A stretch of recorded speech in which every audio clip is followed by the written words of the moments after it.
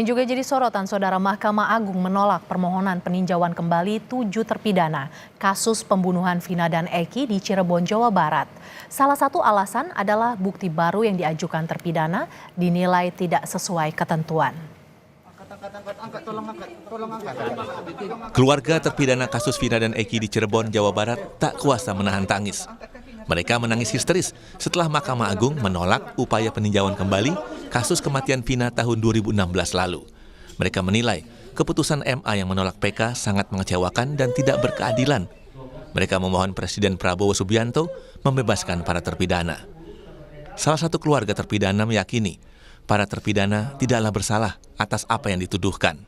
Anak-anak kami itu bebas karena anak-anak kami itu sebenarnya tidak bersalah dan tidak pernah melakukan perbuatan yang sekeji itu. Hanya tolong Bapak Presiden, mohon dengarkan keluh kesah rakyat kecil ini untuk membantu membebaskan anak-anak kami. Mahkamah Agung menolak PK 7 terpidana kasus pembunuhan Vina dan Eki di Cirebon.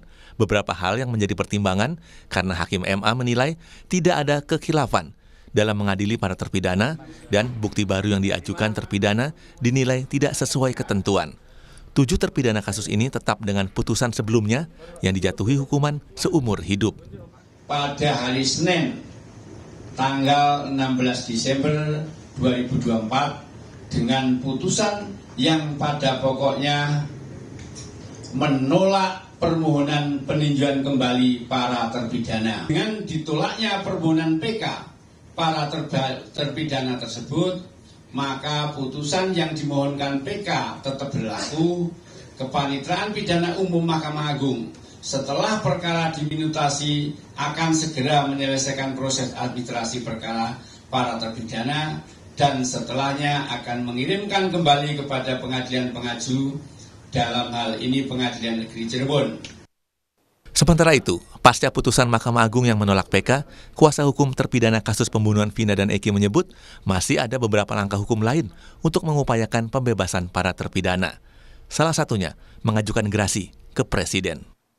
Masih banyak ya langkah, ada gerasi, ada abolisi, ada asimilasi, ada amnesti, ada PK kedua, ketiga, ya upaya hukum lain masih banyak ya yang bisa kita lakukan. Saya hanya mengatakan bahwa ini bukan kiamat, tapi secara kuasa hukum menurut kami ini tragedi buat Indonesia.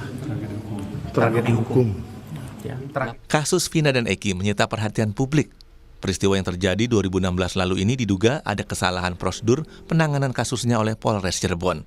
Mabes Polri sempat turun tangan, tersangka Peggy Setiawan menang di pra-peradilan, hingga para terpidana membuat kasus ini bergulir ke Mahkamah Agung untuk peninjauan kembali. Tim Liputan, Kompas TV.